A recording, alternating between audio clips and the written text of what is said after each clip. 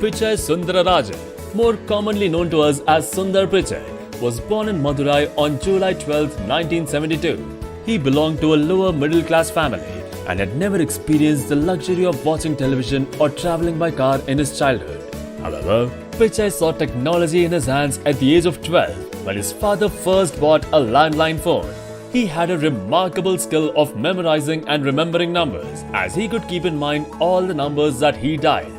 Likewise, Sundar excelled in school, and that paved his way into the metallurgical division of IIT Kharagpur in India. Upon graduating, he migrated to the US in 1993, and he initially planned to pursue a PhD from Stanford and embark on an academic career. However, he dropped the plan and joined Applied Materials, a Silicon Valley semiconductor maker, as an engineer and a product manager. But he did not work there for long. He later went on to complete his MBA from the Wharton School of the University of Pennsylvania, where he was named a Siebel Scholar and a Palmer Scholar. Following the completion of his MBA, he was appointed as a management consultant at McKinsey & Company. While Sundar was battling with his lonely days as a migrant on the sure road to success, he needed the support of his then girlfriend and now wife Anjali, who many say plays a pivotal role in all his endeavors. Later, he joined Google in 2004, and his entry was marked with the launch of a free mail service called Gmail. It is said that Sundar thought it to be a Google's prank, as the day of launch, April 1st, 2004, coincided with Fool's Day. After getting inducted into Google, Sundar's first big success came after Google hit an infamous doomsday situation. Microsoft changed the default search engine on Internet Explorer with their own search engine called Bing. In those days, during the year 2006, almost everyone used Internet Explorer, and now Sundar was responsible for coming up with a response. His solution? A Google toolbar that enabled PC makers install it directly onto their PC and browser. Later, he soon started working on other Google products such as Google Gears and Google Pack.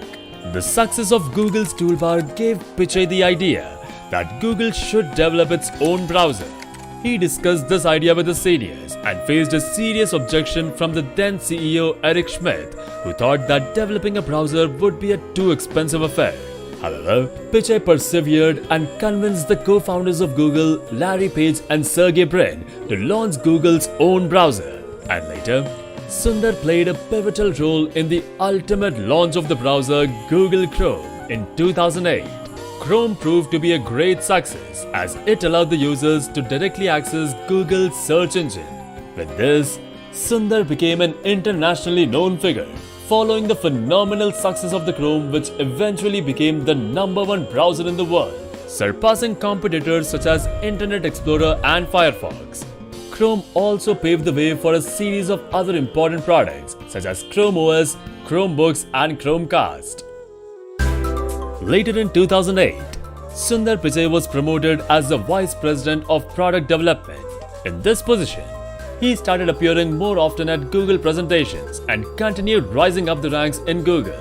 By 2012, he became the Senior Vice President of Chrome and Apps. Within a year's time since becoming the Senior VP, Sundar was also handed over the task of Android, which till earlier was being managed by Andy Rubin.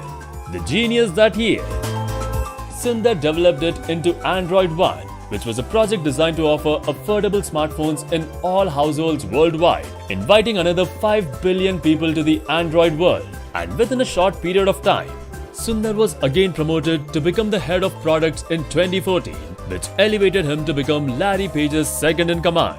Apart from that, Sundar had established himself as the public face of Google and was widely known to be as the master of ceremonies for Google's annual developer conference. By now, Sundar had attracted a lot of attention of other technology powerhouses. As a matter of fact, he was approached by Twitter to come on board as the Vice President of Products, and later, he was also being considered to become the new CEO of Twitter.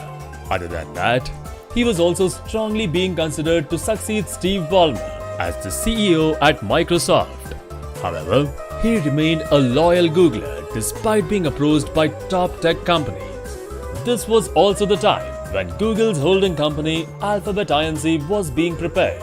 Hence, to retain him and keep him on staff, Sundar was announced as the new CEO of Google which is the biggest company under Alphabet.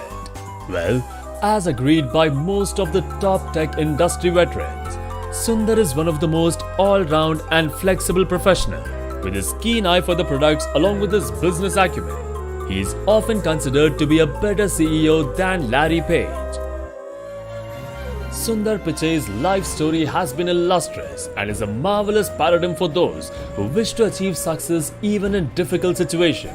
With continuous hard work, perseverance and smart work, he was able to reach out to the top position in the company, where every business leader wishes to be. Today, he is valued at over $150 million and is heading the second most valuable brand in the world, which is worth over $85 billion. While Sundar Pichai is relentlessly working hard to bring out many more innovative solutions to the public. Thank you from my heart for watching this channel. Please like, share, and subscribe. May God bless you.